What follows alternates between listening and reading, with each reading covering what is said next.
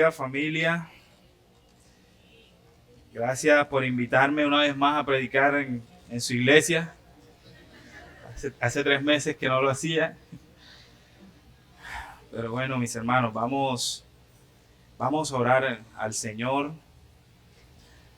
y darle gloria al Señor por este tiempo y también a pedirle por los hermanos que están padeciendo aflicción, unos hermanos que recibieron una muy mala noticia, y vamos a orar. Amado Dios, bendito seas, Padre. A ti sea toda la gloria, Señor, y toda la honra. Gracias, oh Dios, porque nos permites compartir en un día más como familia, como hermanos, y sobre todo, oh Dios, con la intención de venir a darte la gloria que tú te mereces, oh Dios. Te quiero pedir en especial, Padre amado, que a partir de hoy vamos a empezar el estudio de la carta a los Efesios. Y quiero pedirte, Señor, que nos hables, que le hables a tu pueblo, a tu iglesia, que me uses, oh Dios, para transmitir tu mensaje a tu amado pueblo, para que podamos comprender, que sea el Espíritu Santo iluminándonos, aclarando nuestras mentes, esos hermosos regalos que están en las hermosas, inmensas riquezas de tu gracia, Señor.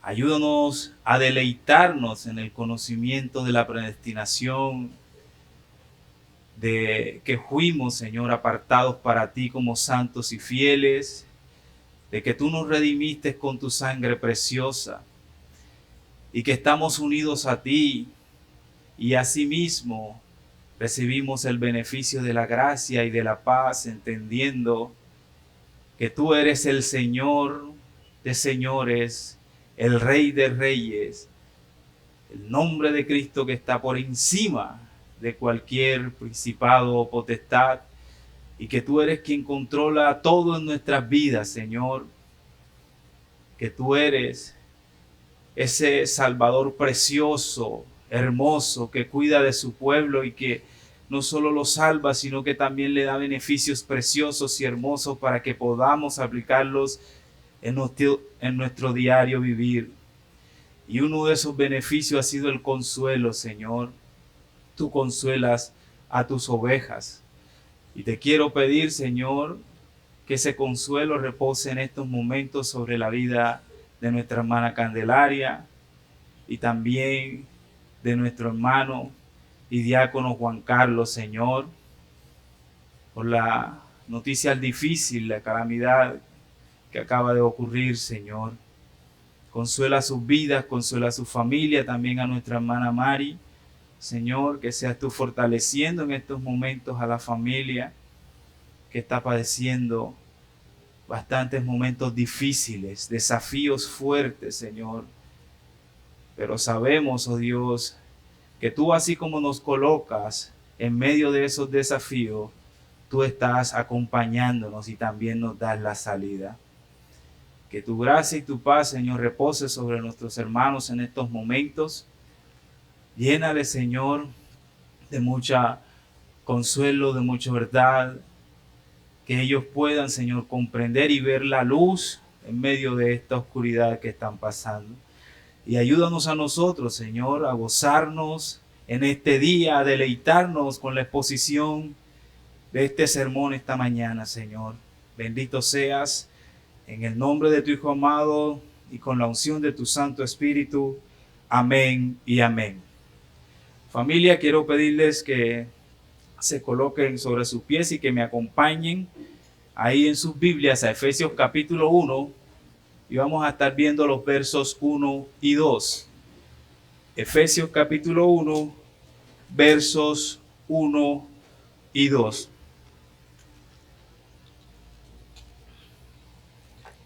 Dice la palabra del Señor: Pablo, apóstol de Cristo Jesús por la voluntad de Dios, a los santos que están en Éfeso y que son fieles en Cristo Jesús. Gracia a vosotros y paz de nuestro Dios, y paz de Dios, nuestro Padre, y del Señor Jesucristo. Pueden tomar sus asientos, mis queridos hermanos. Y bueno, como dice Marcela Gándara en una de sus canciones, ha sido largo el viaje, pero al fin llegué.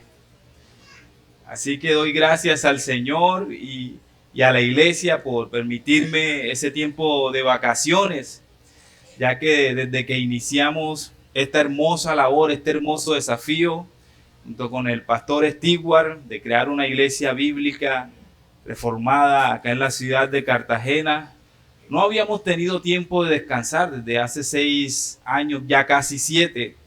Y bueno, eso estaba pasando factura a la máquina. Eso pasa una factura muy alta, y sobre todo cuando uno es bivocacional, cuando uno trabaja y además le toca pastorear más de una iglesia. Pero bueno, como le digo siempre a mi esposa, todo eso hace parte de ese hermoso paquete, de ese hermoso paquete y precioso. Y es que crear una iglesia bautista reformada aquí en Cartagena es un desafío tremendo, créanme. Tiene un grado de dificultad, es un desafío no sencillo. Incluso yo creo que más de lo que nosotros nos podemos imaginar. De entrada tienes a tus hermanos pentecostales que te tildan enseguida que eres una secta.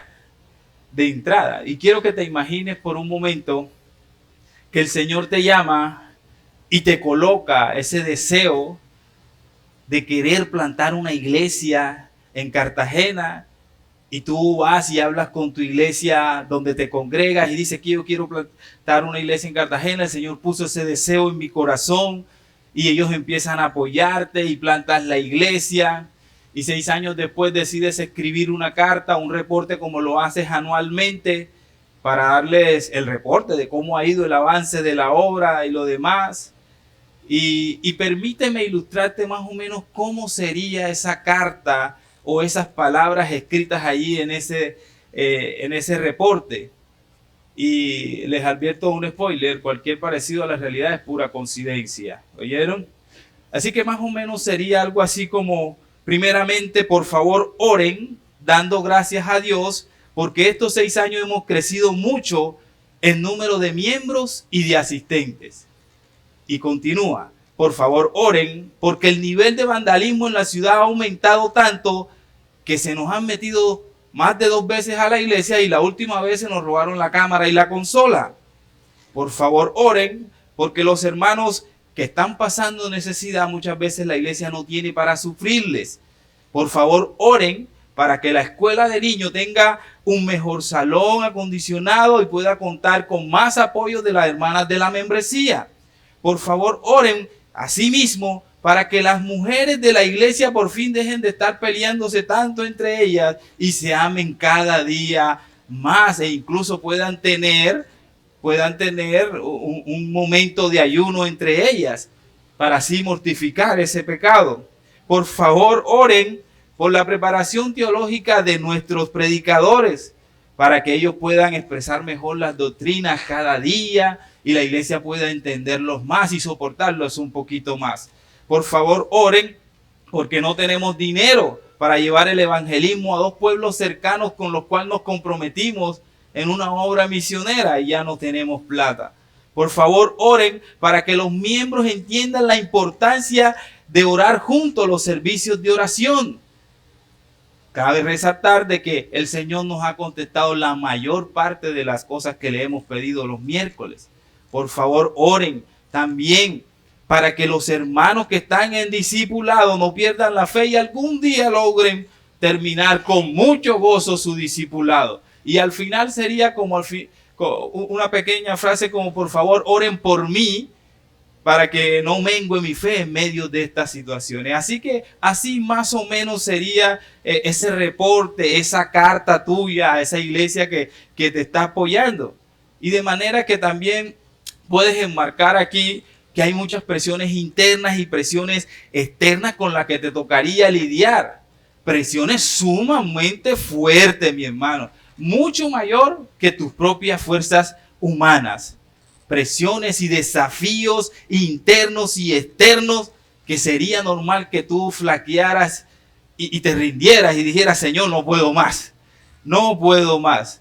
Ahora bien, la pregunta sería, ¿de dónde viene esa capacidad para enfrentar problemas mayores que nuestras fuerzas humanas y continuar confiando en que Dios tiene el propósito en todo esto y que no nos estamos esforzando en vano? ¿De dónde viene eso? Y eso es algo que todo cristiano debe de saber, porque nosotros entendemos lo que significa enfrentar desafíos mayores que nosotros mismos, ¿o no? Nosotros esa la tenemos clara. Y aunque nuestro campo misionero puede que no sea toda la iglesia no, toda la ciudad, puede que sí sea tu hogar, tu esposo, tu esposa en conversa, tus hijos, tu matrimonio, incluso tu enfermedad puede ser uno de esos desafíos. Y además de eso debes de agregarle que tú sabes lo que significa enfrentarte a la falta de recursos y no saber cómo, si Dios proveerá en realidad lo que deseamos. Así que muchos de nosotros también sabemos lo que significa enfrentarnos a familias con problemas que se arrastran de generación en generaciones. Incluso iglesias influenciadas por la cultura que ni siquiera ven el error que están cometiendo. Y nos preguntamos, ¿cómo haremos nosotros alguna diferencia? Porque muchas veces ni nosotros mismos nos damos cuenta del problema, ni del error, ni siquiera. Porque esos desafíos que son más grandes que nosotros, no solamente están allá afuera, son exteriores, sino también hay unos que están dentro de nosotros. Y si nos atrevemos a mirar dentro de nosotros mismos, veremos nuestra incapacidad para vencer ese pecado que nos asedia, que tenemos allí. Incluso nuestras dudas persisten sobre la capacidad de cómo hacer lo que Dios quiere que hagamos, lo que Dios nos llama a hacer. Y eso también nos pasa factura en nuestra familia, en nuestra vida personal. Y ahí vemos esa resistencia de nuestro corazón, resistiéndose fuertemente a ceder a la humildad libertadora del Evangelio. Incluso, yo sé que tú también en medio de esos desafíos internos y externos te has querido rendir. Has querido cerrar tus ojos y clamarle al Señor, Señor, no puedo más, no tengo fuerzas. Sé que lo has hecho, que has hablado allí con el Señor desde tu corazón. Así que la pregunta, familia, es cómo enfrentamos problemas más grandes que nuestros propios recursos y que nuestras propias fuerzas. Bueno, la respuesta a esta pregunta el apóstol Pablo no las presenta en las primeras palabras de su carta a los Efesios. Ahí en su introducción él señala las respuestas de la fe necesaria para enfrentar los grandes problemas, tanto desafíos externos como los desafíos internos que están dentro de nuestro corazón. El mismo Pablo enfrenta un desafío inmenso. Él debe ser apóstol, un mensajero escogido por el Señor Jesús para los gentiles que están en Éfeso. Una cultura excesivamente contraria a la fe del Evangelio. Y además, con que se encuentra con el tema donde hay judíos que no quieren que se les vaya a predicar a los gentiles. Así que te imaginas este desafío. Algo así parecido como lo que nosotros vivimos aquí cuando decimos somos reformados y hay hermanos pentecostales alrededor. Creen que lo estamos guiando a una secta. Entonces, Pablo enfrenta también aquí enormes barreras de diferencias culturales, históricas y raciales. ¿Y qué podría hacer Pablo al respecto estando preso en una prisión en Roma? ¿Qué podría hacer Pablo por los efesios? ¿Qué podría? Y creo que es entendible que Pablo hubiera dicho, me rindo, Señor, estos obstáculos son mucho más grandes que yo, manda a otro, a mí no me escojan, ponga a otra persona. Sin embargo, vemos que Pablo no desiste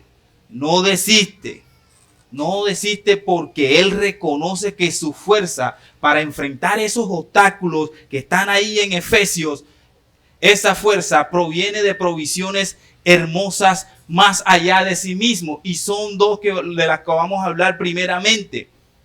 dos provisiones hermosas. Una de ellas es la palabra de Dios y la otra es la voluntad de Dios. La palabra de Dios y la voluntad de Dios. Y este es nuestro primer punto. Las provisiones para enfrentar el desafío. Y son dos. La palabra de Dios y la voluntad de Dios. Y dice Pablo en el verso 1, Pablo, apóstol de Jesucristo. Y vamos a hablar primeramente de la primera provisión, de la palabra de Dios. Dice, cuando Pablo dice que es un apóstol de Jesucristo, él está afirmando que es un mensajero designado por Cristo. Y ese término no está ahí incidentalmente. Pablo lo que está diciendo es que Jesucristo, que es el Cristo, el ungido de los judíos, el Mesías profetizado desde hace mucho tiempo, que murió y resucitó y que está sentado a la diestra del Padre, que es el Rey del universo, el Señor que lo bajó de una forma violenta de un caballo camino a Damasco para transformarlo en una voz redentora para los gentiles, predicando el evangelio de Dios. Ese mismo Jesucristo es quien llama a Pablo para que ahora le hable a unos gentiles. Eso es lo que está diciendo Pablo aquí. Así que todo esto tiene un significado. Que Pablo, además de pertenecer a Jesús, él es un apóstol que lo está representando de una manera equivalente, como si fuera la misma voz de Cristo hablándole a los efesios. Entonces, cuando Pablo habla inspirado por el Espíritu de Dios, es como si Cristo mismo estuviera hablándoles. Así que cuando Pablo dice, habla ahí en el texto que hay gracia y paz para los efesios, es el mismo Dios, nuestro Padre y el Señor Jesucristo quien está bendiciendo a los efesios. Ahora entienden el punto. ¿Qué importa dónde esté Pablo? ¿Qué importa qué desafíos tenga Pablo? ¿Qué importa qué situaciones, circunstancias, dónde está Pablo, si está preso, si no está preso, si tiene oposición? ¿Qué importa? Porque él sabe que cuando él habla, cuando él escribe, inspirado por el Señor, él lo sabe que eso tiene un valor inmenso. Porque es como si Cristo mismo estuviera hablando. Así que él puede escribir desde una prisión como autoridad hacia los efesios. Porque cuando él habla, cuando él escribe, es inspirado por Dios y es como si Dios mismo hablara. ¿Y hablara qué? La palabra de Dios. Y podíamos pensar, pero pastor, chévere eso que está diciendo de Pablo, pero es que yo no soy Pablo. Yo no tengo eso que Dios hizo con Pablo, yo no tengo eso, yo no tengo esa gracia, yo no tengo esa fe. ¿Qué tiene que ver esa confianza de Pablo conmigo? Pero en realidad todos los cristianos nos beneficiamos del llamado de Pablo, quien por la sabiduría de su Señor nos dejó registros históricos ahí escritos del mensaje de Dios que aún están disponibles para nosotros. Pablo fue la persona que más escribió el Nuevo Testamento. Así que cuando nosotros tomamos esas mismas palabras de Pablo y le hablamos fielmente estas verdades que están ahí en las Escrituras, lo maravilloso es que Dios también habla a través de nosotros, como si la palabra de Dios mismo fueran nuestras palabras. Y esto es una de las provisiones que tenemos para enfrentar desafíos. O sea, lo que significa es que Pablo los escritos de Pablo no solamente fue para él o para las personas de su época, sino que a través de estos escritos que dejó ahí en el Nuevo Testamento, todos los cristianos de cualquier época se pueden beneficiar de esa enseñanza. Se pueden beneficiar de eso, porque todos reconocemos que Pablo fue inspirado por Dios para escribir su mensaje. Así que cuando leemos y aplicamos lo que él escribe ahí en la Biblia y lo que la palabra enseña, estamos accediendo a la misma verdad que Pablo predicó hacia los efesios. En ese sentido, todo cristiano se puede beneficiar de la sabiduría y de la enseñanza de Dios que le reveló a Pablo. Es hermoso. Es hermoso. Y esta es una de las provisiones que el Señor nos ha dado, su palabra. Él inspira a sus apóstoles escriben, ponen el fundamento de la iglesia y la iglesia recibe esa palabra y la usa como una herramienta para enfrentar sus desafíos. sus desafíos, mis hermanos. Entonces, podemos enfrentar oposición, resistencias y privaciones, pero saber que Dios habla con nosotros y a través de nosotros significa que no podemos depender de nuestra propia sabiduría o autoridad a la hora de enfrentar los desafíos que se nos plantean en la vida, sino que dependemos plenamente ¿de quién? Primeramente de la palabra del Señor. De la palabra del Señor. Ella es la que nos guía para enfrentar todos los desafíos de nuestra vida. De allí la necesidad de que el creyente lea la palabra del Señor. Es una necesidad, mi hermano. Es una necesidad. ¿Y cómo ejecutamos esto en la práctica? Bueno, ya sea interactuando con las personas que nos rodean o en espacios privados, o en público, aconsejando a un amigo con la palabra de Dios, una persona, un hermano que está pasando una dificultad. Cuando nos vamos y nos enfrentamos allí en nuestro devocional cara a cara con el Señor, acudimos con esas palabras del Señor que Él sigue transmitiendo cada día también por medio de nosotros para su iglesia a través de recibir la predicación también. Pero lo que quiero que comprenda es que no dependemos solo de nuestras propias palabras o de nuestro propio creer hacer para enfrentar los desafíos. A la hora de evangelizar, a la hora de aconsejar a un hermano, necesitamos de la palabra del Señor. O incluso a la hora de enfrentar una prueba difícil, ¿dónde colocamos nuestra fe? ¿Dónde? Si no leemos la palabra del Señor, terminamos haciendo lo que nuestra mente cree que está bien y enfrentamos el desafío no con la herramienta que el Señor nos da, sino con nuestro propio conocimiento y lo que la cultura nos ha permeado sobre X o Y situación. Mi hermano, dependemos de la palabra de Dios. Dependemos de ella como si fuéramos unos apóstoles enviados por Dios mismo. Por lo tanto, la palabra de Dios es una fuente de poder y nos sostiene cuando enfrentamos las limitaciones de nuestras fuerzas y la inmensidad de esos desafíos. La palabra de Dios es nuestra herramienta eficaz para enfrentar nuestros desafíos y problemas en el día a día. Es necesario que la utilicemos. Y muchas de esas palabras fueron escritas por los apóstoles. Uno de ellos es Pablo, inspirados por el Espíritu de Dios, y son palabra de Dios. Ahora bien, enfrentamos nuestros problemas no solamente con la palabra de Dios, sino también lo enfrentamos con la voluntad de Dios.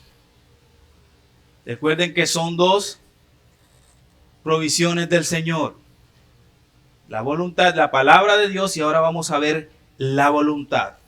Y la voluntad de Dios en la vida de Pablo, que estaba enfrentando estos grandes desafíos, tiene tres aspectos importantes.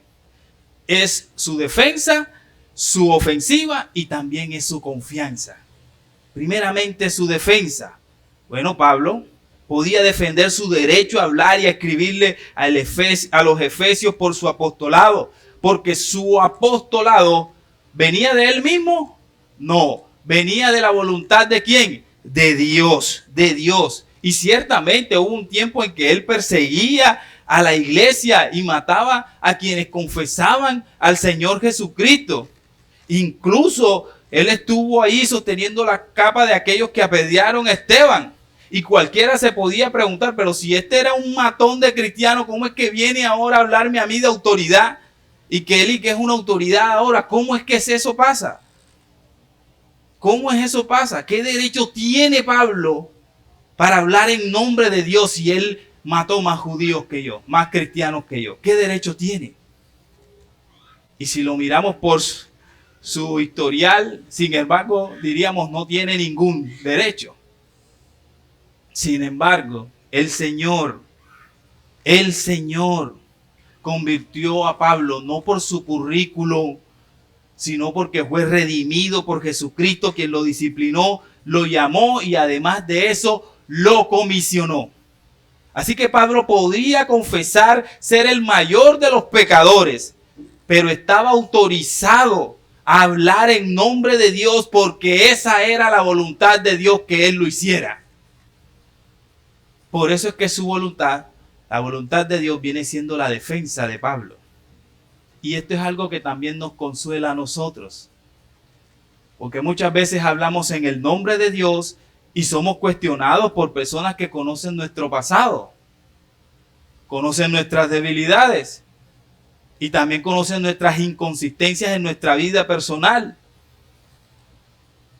Y esto nos consuela, porque podemos decir, si lo que, así como Pablo, si lo que digo depende de mi vida, no tendría ninguna autoridad para hablar. Sin embargo, el Señor me llamó, me disciplinó, me comisionó para hablar en su nombre, porque soy un apóstol, no porque yo quería, sino por la voluntad de Dios. Por la voluntad de Dios. Y como Dios quiere que hable, entonces ahora yo tengo el derecho de hablar. Así que su autoridad venía de la voluntad del Padre. Pero la voluntad de Dios no solamente era la defensa de Pablo. Su derecho a hablar también era su ofensiva, la forma en que él atacaba. Porque como su apostolado provenía de la voluntad de Dios, Pablo podía decir a sus oyentes, escúchenme lo que les voy a decir y ustedes tienen el derecho a escuchar, porque vengo respaldado con la voluntad de Dios. Con la voluntad de Dios.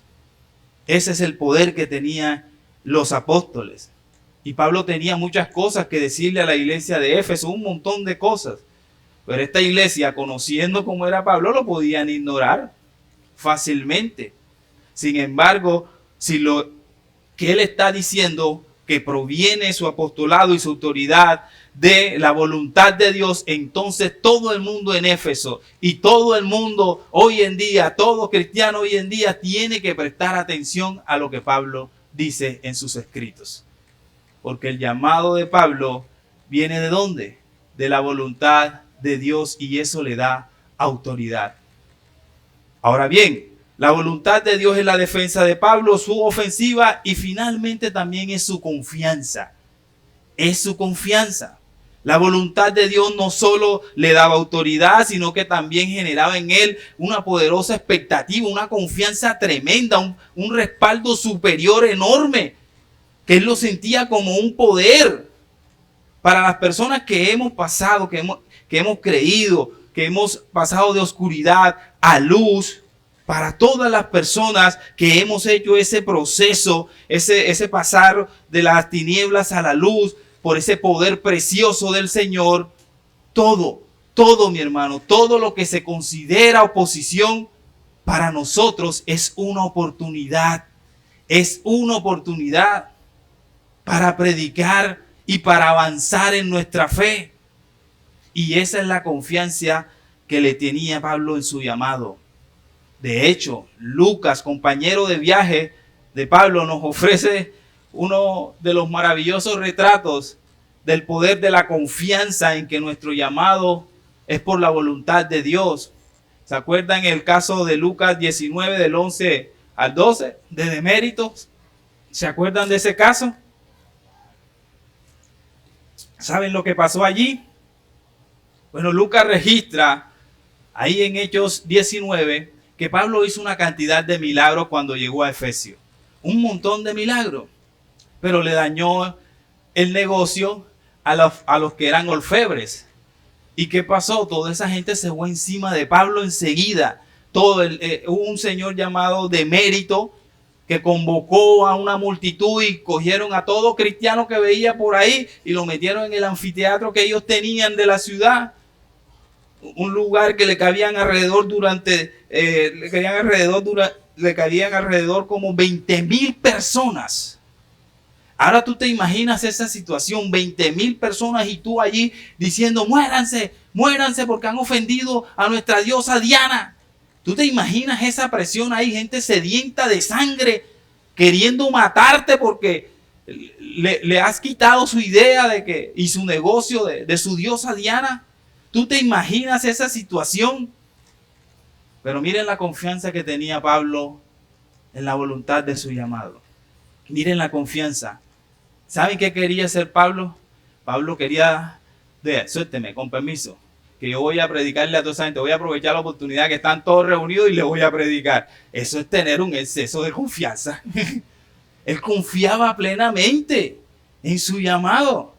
Y no lo hizo porque lo aguantaron, pero lo iba a hacer. Lo iba a hacer. Y gracias por la providencia divina, el escribano de la ciudad le dijo a la gente que si dejaran el alboroto, venían los romanos y los iban enseguida a castigarlos por el desorden. Pero no podemos pasar por alto esa confianza que tenía Pablo. Él consideró a esa multitud sedienta de sangre una oportunidad como una iglesia reunida para predicarle del evangelio. ¿Por qué? Porque él confiaba en que su apostolado venía de la voluntad de Dios. Y eso también es un mensaje para nosotros. Y te quiero preguntar, ¿qué significa creer que el pueblo de Dios tiene un propósito especial?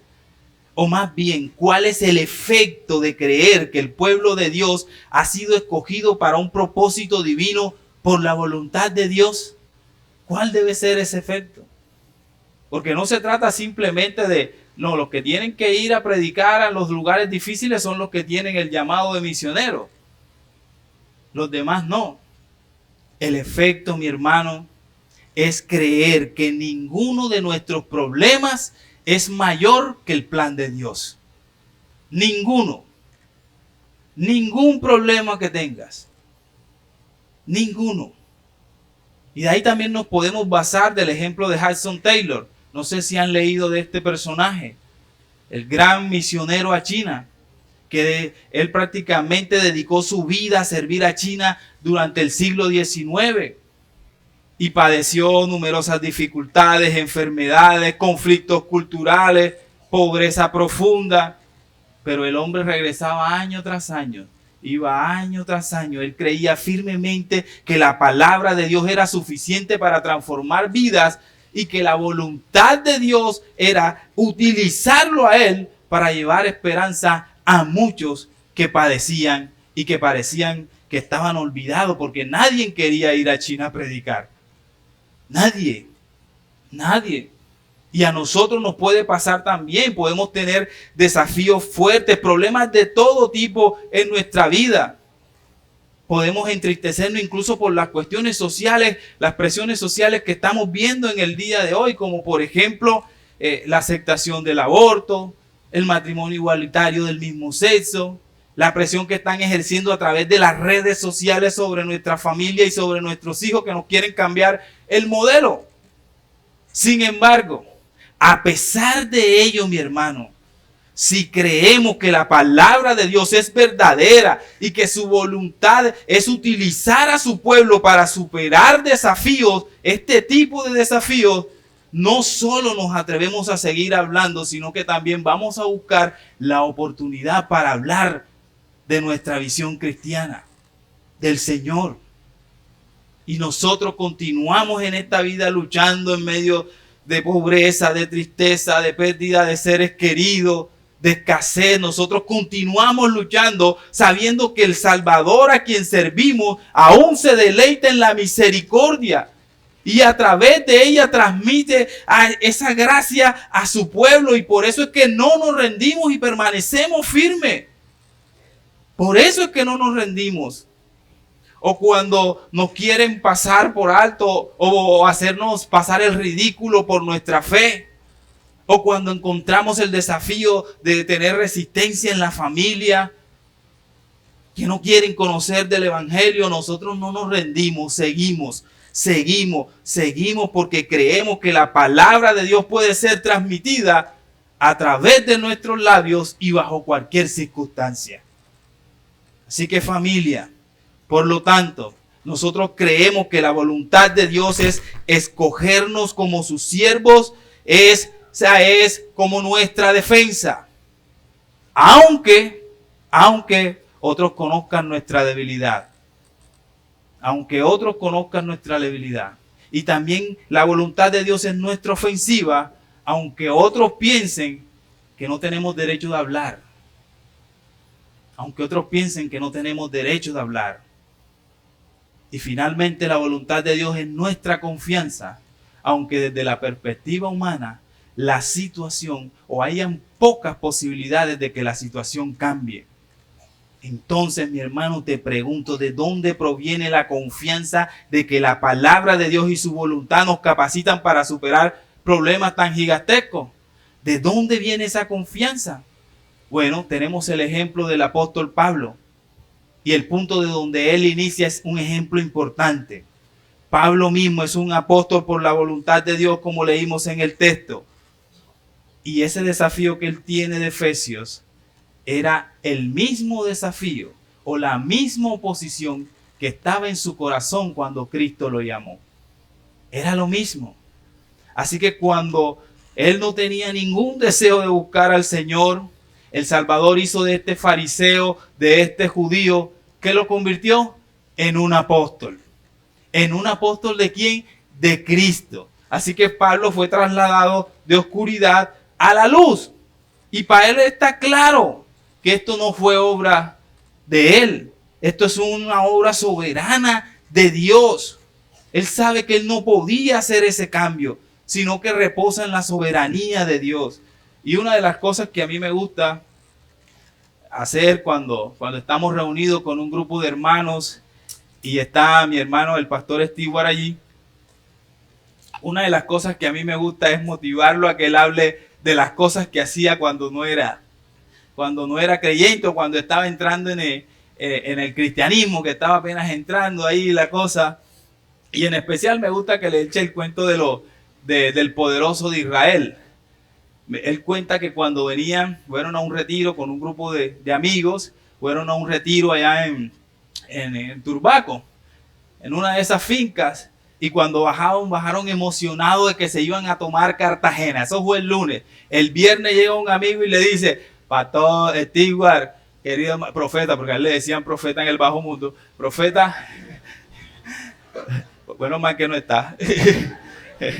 Él le decía: profeta, mira que el rey va para allá para pasar caballos. Y hasta ahí llegó toda esa unción y se fueron a espelucar allá. En serio, pero son cosas que a mí me gusta que él cuente. Y a mí me emociona mucho, porque es que cuando yo veo a mi hermano parado aquí con su familia, predicando, terminó su universidad, ahora para la gloria del Señor también ya está haciendo su maestría. Yo lo veo aquí, para mí eso es algo tremendo. Y ustedes lo ven con su seriedad y todo, que muchas veces manda tanta seriedad que a muchos le da cosita acercarse, ¿cierto? Pero tremendo, es tremendo lo que el Señor puede hacer, porque el Señor transforma siempre transforma ahí el mundo para su voluntad. Y es precioso, mi hermano. Así que eso es lo que Pablo está diciendo aquí. Para Pablo, la mayor evidencia del poder de la palabra y la voluntad de Dios para superar los desafíos era el testimonio de su propia vida. De su propia vida. Su apostolado no solo serviría para testificar sobre las verdades de Dios. No solamente para eso, sino también para ser un testigo del poder de Dios para transformar a las personas. Así que la idea de que la vida puede ser diferente, de que el Señor puede hacer cambios, es real y es posible, mi querido hermanos. Así que Pablo empieza con su testimonio. Él dice que es apóstol por la voluntad de Dios, porque sabe que los efesios, así como nosotros, necesitamos conocer la fuente y la fuerza del poder espiritual para estar atentos y estar alerta a la luz de lo que viene a decir a continuación. Entonces, hasta aquí tenemos las provisiones. ¿Cuáles son las provisiones? Su palabra y su voluntad. O sea que estamos equipados. Una vez equipados, a continuación los efesios y nosotros debemos tener presente y reconocer como segundo punto la magnitud de la oposición, del desafío que enfrentas. Debes de tener en cuenta, debes de reconocer la magnitud de la oposición, del desafío que enfrentas. Y para eso nos vamos a basar en la parte B De ahí del primer versículo que dice a los santos y fieles que están en Cristo Jesús. Y quiero que notemos esa palabrita que dice ahí, santos. Porque a menudo nosotros no entendemos ese significado o por qué siempre Pablo coloca a los santos allí, coloca esa frase. Por lo general nosotros no estamos familiarizados cómo era la cuestión en el mundo antiguo y pasamos por alto este tipo de detalles. Pero que Pablo esté diciendo que hay unos santos en Éfeso, está diciendo una palabra que hasta muchos dirán, esto es como una exageración. Eso es como decir unos santos, a los santos que están en Irak, a los santos y fieles que están en Qatar. Todos sabemos lo difícil que es ser cristiano en esos contextos, ¿cierto? Así que para tener un poquito claro a qué está apuntando Pablo, permítanme aclararle un poco cómo era esa ciudad de Éfeso. Éfeso era una de las ciudades más grandes, casi la quinta o la cuarta ciudad más grande del mundo para esa época. La cantidad de personas que vivían ahí eran abrumadoras, eran intimidantes. Ahora imagínate tú llegando a esa ciudad grandísima. No, es que yo tengo el mensaje que va a cambiar esta ciudad. O sea, imagínate. Lo único que te hace permanecer ahí son tus propias convicciones. Y Pablo probablemente pueda que sintiera algo fuerte, ese llamado, ese desafío por esa ciudad grande, tremenda, y con esa confianza que él tenía. Y eso lo cambio. Eso voy y lo cambio. Porque él tenía la confianza en el Señor. Así que Éfeso no era solamente abrumadora por la cantidad de personas que vivían ahí, sino también porque era una ciudad completamente opuesta a la verdad del Evangelio, completamente opuesta. Incluso habían estatuas, un culto al emperador allí, estatuas donde estaba el emperador así pisando el mundo, transmitiendo de que ellos prácticamente eran como una especie de dioses y había gente que les rendía culto a los emperadores.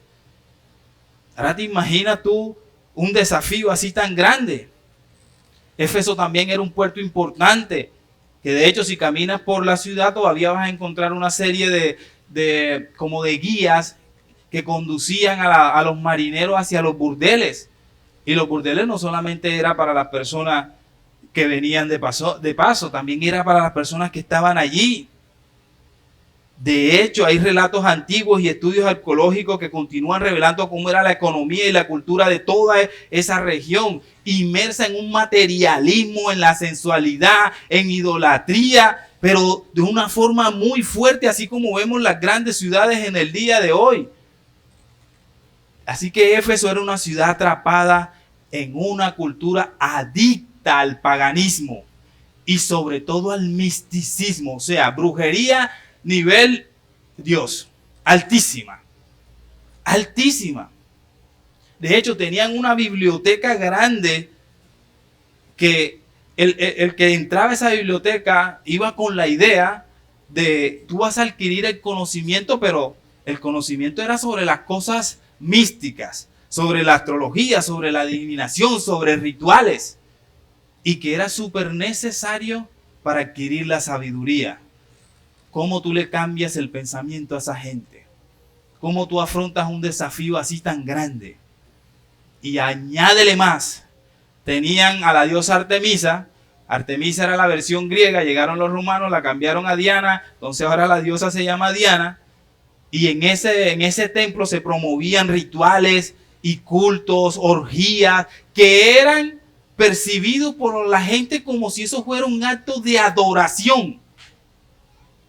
O sea, yo quiero que te metas en mente esto que te estoy diciendo.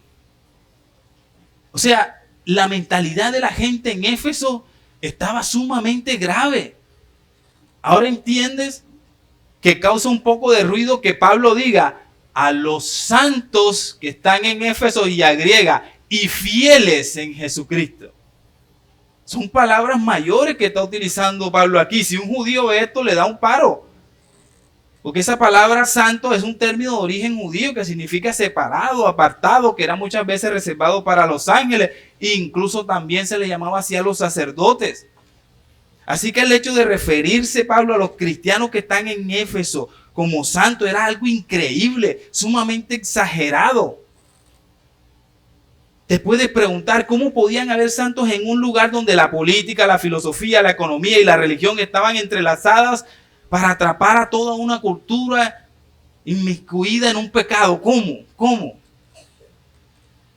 Y esta pregunta no solo es para los tiempos de Pablo.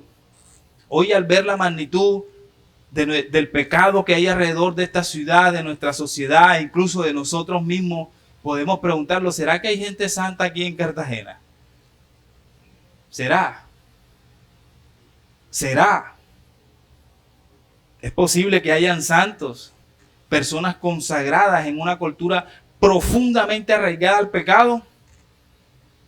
¿Cómo podría un cristiano no verse afectado en cuestiones relacionadas con el trabajo, con el dinero y la familia y el tiempo? ¿Podría una madre no sentirse a veces atrapada por el hecho de que sus hijos pequeños no le permiten avanzar profesionalmente debido al bombardeo que tienen las redes sociales del feminismo? Si estamos rodeados completamente de pornografía, desde el vestir de las mujeres hasta un montón de cosas, ¿cómo podrían incluso aquellos matrimonios saludables y cuya moral es correcta no verse afectados por esa impureza? ¿Cómo? En una cultura religiosa preocupada por los números, tamaño y cantidad, hay quienes digan: no, es que no puedo, yo no caigo en eso. O no sentir envidia por el éxito del otro. ¿Será que se puede? Creo que si hacemos la mirada así, decimos no. De que nos afecta la cultura, nos afecta la cultura. En una sociedad donde el pecado esté arraigado de esa manera, imposible que haya alguien inmaculado. Pero mi hermano, esto no significa que el pecado sea invencible. A menudo nuestros desafíos pueden ser desalentadores y abrumadores. Pero mi hermano, ahí tenemos las herramientas para enfrentar estos desafíos.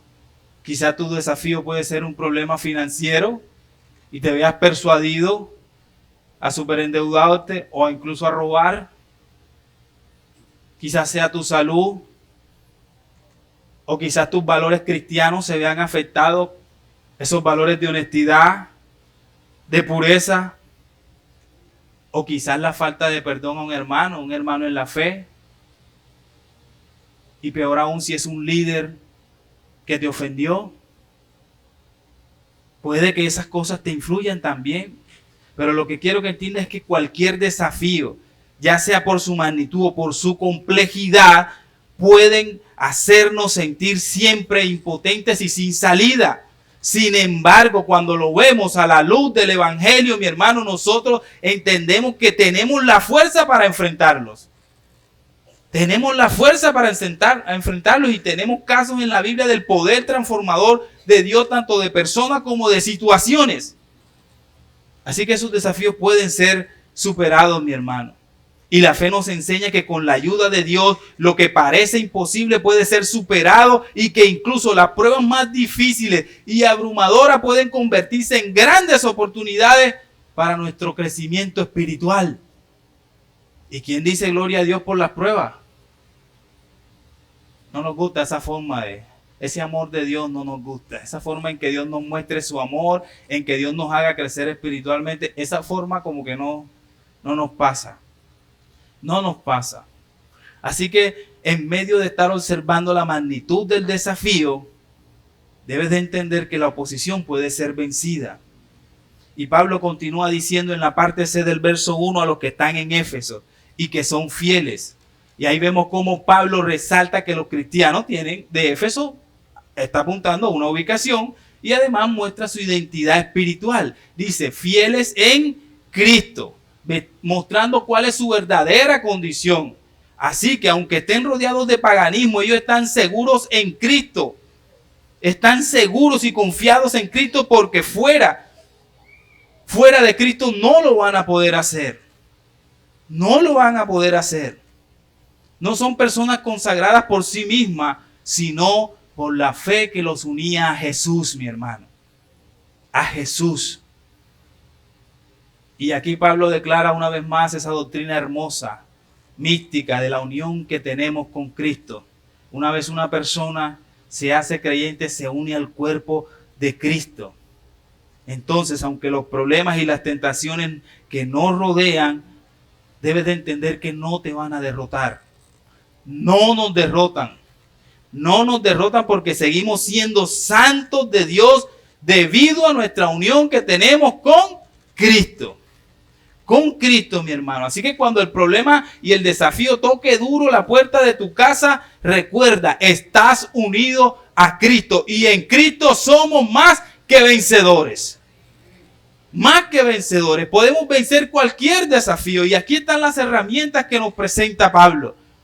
Pablo nos quiere quitar esa idea de que nosotros mismos somos la respuesta a los desafíos que afrontamos, que son más grandes que nosotros.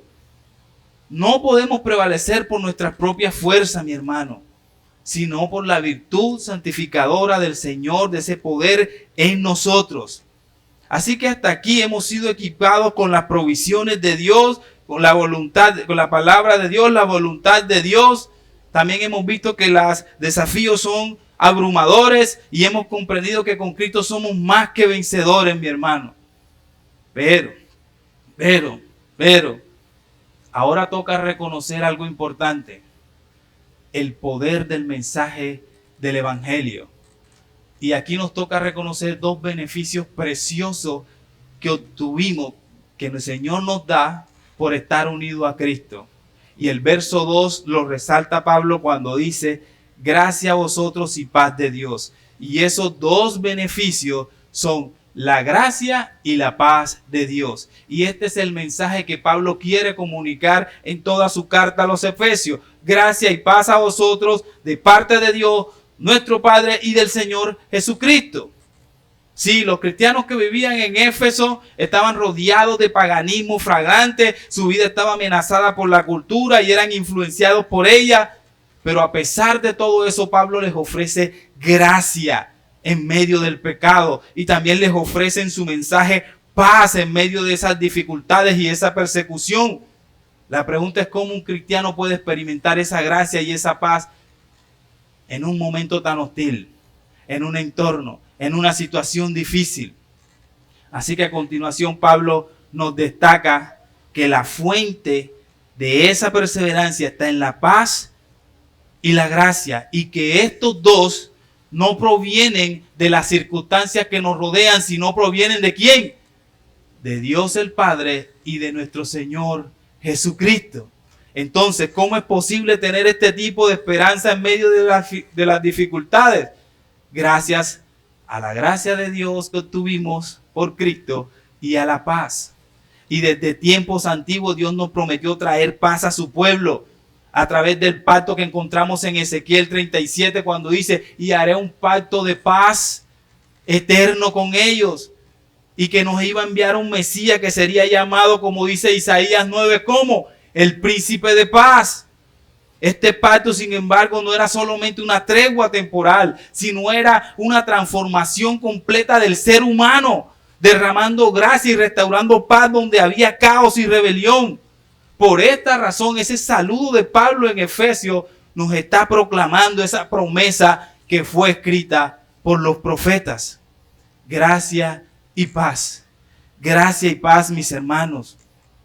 Y para empezar, Pablo, quien antes era conocido como Saulo, enemigo acérrimo, fuerte de la iglesia, fue alcanzado por esta gracia irresistible de camino a Damasco. Así que el Señor no solo lo detuvo, sino que lo transformó de un perseguidor a un apóstol, capacitándolo para una misión, un desafío que él nunca se hubiera imaginado en su vida, mi hermano. Y esta es la gracia de la que él habla en Romanos capítulo 3, 24, que no se basa en nuestro mérito, sino es una provisión divina de Dios. Y hay algo además. Esta misma gracia, mi hermano, que también nos capacita, que nos toma en nuestra debilidad y nos hace fuertes. Fuertes. Es ese recurso inagotable que nos permite enfrentar desafíos y cumplimiento de nuestro llamado sin importar la circunstancia y sin importar cuál sea el desafío. Sin importar que tu esposo no sea inconverso, que tu esposa no sea inconversa, sin importar que tus hijos no quieren escuchar el evangelio, sin importar que tu vecino no lo quiera, sin importar que tu familia te quiere pasar por encima. Esta es la gracia que nos permite, la gracia y la paz que nos permite pararnos firme en esos desafíos, porque el Señor está con nosotros, mis hermanos. Y también habla ahí Pablo en su saludo de la paz. Y esto aquí quiero que entiendas que no es un mero formalismo, mi hermano. No es un mero formalismo. Por el contrario, es el cumplimiento de la promesa de Isaías y Ezequiel, quienes comunicaron una era de shalom, una era de paz donde el Mesías iba a dar paz ¿a quién?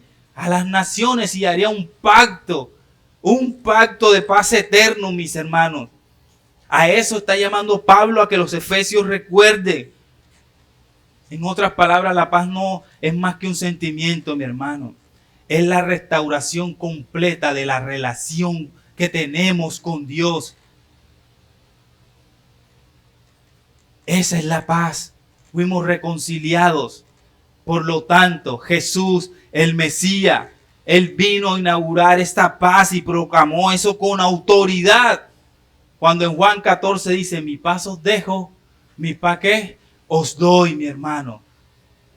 No es una paz como la del mundo, sino que se encuentra en lo más profundo de nuestro espíritu allí, que cuando estamos pasando circunstancias difíciles, tenemos la capacidad de pararnos firme y afrontarlo en medio de cualquier adversidad, porque hemos sido capacitados por el Señor. Pablo lo sabía muy bien. Él desde la prisión escribía con gozo y con confianza, porque él sabía que esa paz que Dios da no depende de las circunstancias que lo rodean al cristiano, sino que depende de aquel que sostiene nuestras vidas, que es ¿quién? Dios, Dios mío, Dios, mis hermanos. Así que Pablo, al dirigirse a los efesios, no solo les da un saludo cordial, sino que establece un fundamento teológico hermoso y precioso. Él está diciendo que la gracia y la paz que nosotros necesitamos para enfrentar los problemas, los desafíos, vienen de parte de Dios nuestro Padre y del Señor Jesucristo. De allí vienen. Así que necesitas a Jesús para tener gracia y paz. Este es el mismo Jesús a quien el profeta Isaías llamó del príncipe de paz, que ha sido exaltado por toda autoridad. Ahí mismo Pablo en la carta de Efesios, en el versículo 21, capítulo 1. Este mismo Mesías es el Señor soberano que gobierna todo principado, toda potestad, todo ámbito, todo lo visible, todo lo invisible. Y Pablo resalta esto, el señorío victorioso de Cristo. Él es el Rey, mi hermano, que ha derrotado el pecado, la muerte y cualquier oposición espiritual. Por eso es importante entender que cada desafío que nosotros enfrentamos, ya sea una prueba, una batalla interna o externa, Cristo es el Señor y Rey de todos los desafíos que vivimos en nuestra vida. Es Cristo. Es Cristo. Él mismo se monta con nosotros en el barco, nos lleva a la tormenta y permanece con nosotros allí en medio de esa tormenta, y Él mismo nos saca de esa tormenta. Es Cristo el Rey de nuestros desafíos. El Señor que gobierna todo. Todo, mi hermano. Absolutamente todo. Por eso debemos proclamar que Él es el Rey, el príncipe de paz que gobierna nuestras vidas, y eso es suficiente para cada prueba que enfrentemos. Para cada prueba, mi hermano.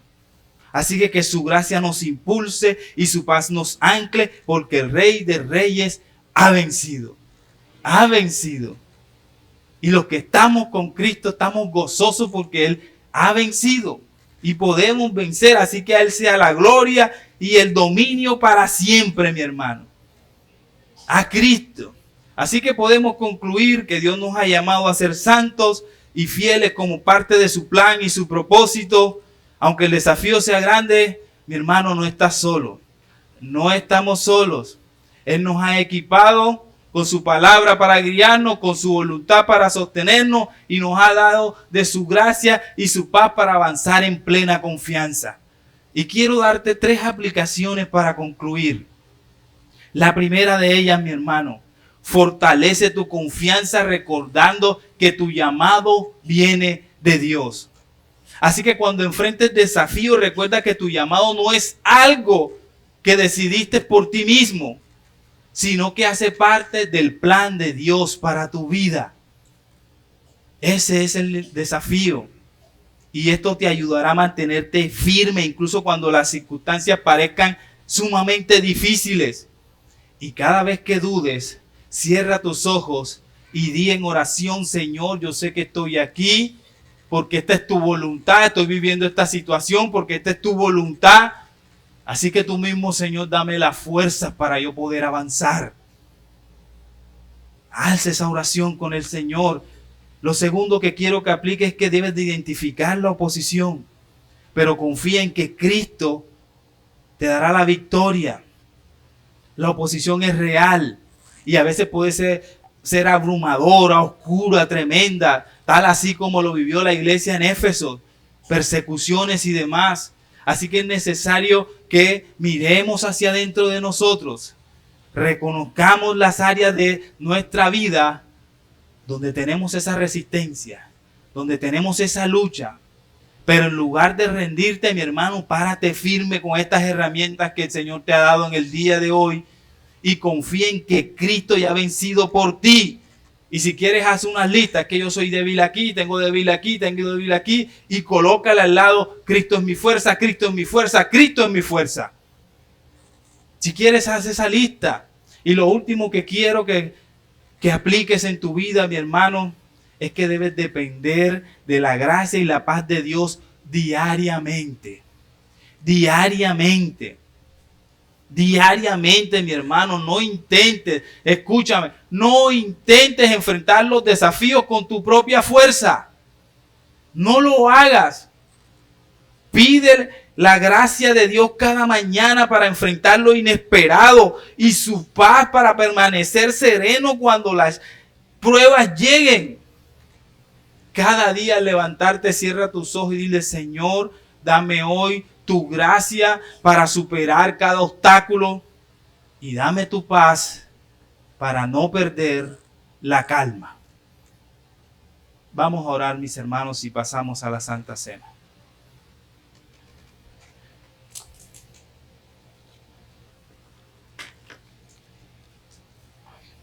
Amado Dios, aquí está tu iglesia, Señor, tu pueblo tuyo, el cual tú hoy has capacitado a través de estas primeras palabras de Pablo a los Efesios. Señor, gracias por la provisión, las herramientas que nos das, tu palabra, tu voluntad, Señor. Ayúdanos a utilizarla para nuestra defensa, para nuestra ofensiva y sobre todo, Señor, para descansar en ella con plena confianza, Señor. Padre, ayúdanos a comprender, oh Espíritu de Dios, esa hermosa doctrina, esa hermosa enseñanza de que estamos unidos a Cristo. Y unidos a Cristo, Dios, tú nos ves como Él es santo. Y así como Pablo llama a los efesios santos y fieles en Cristo, Señor, yo te pido por los santos y fieles que están aquí reunidos ahora en este momento. Padre, que les ayudes en su fortaleza cada día, Señor. Que ellos puedan permanecer firmes, Señor, en la brecha. Que puedan afrontar los desafíos de su vida cada día, Señor, colocando la mirada en el autor y consumador de la fe. Que puedan caminar sobre las luchas, sobre sus desafíos, como viendo al invisible, Señor. Gracias por fortalecer a tu iglesia, Señor. Gracias por consolarnos, Señor. Gracias, Señor, por hacernos entender que Cristo es el Rey de Reyes, el Señor de Señor, de todos los desafíos de nuestra vida, Padre amado. Y que cuando tengamos alguna prueba podemos clamar gloria a Dios porque tú has puesto los ojos en nosotros para que podamos crecer por esa situación cada día, Señor, a la estatura del varón perfecto. Y también te damos muchas gracias, Señor, porque tu gracia y tu paz permanecen siempre en reposo allí, en los corazones de tu iglesia, Señor.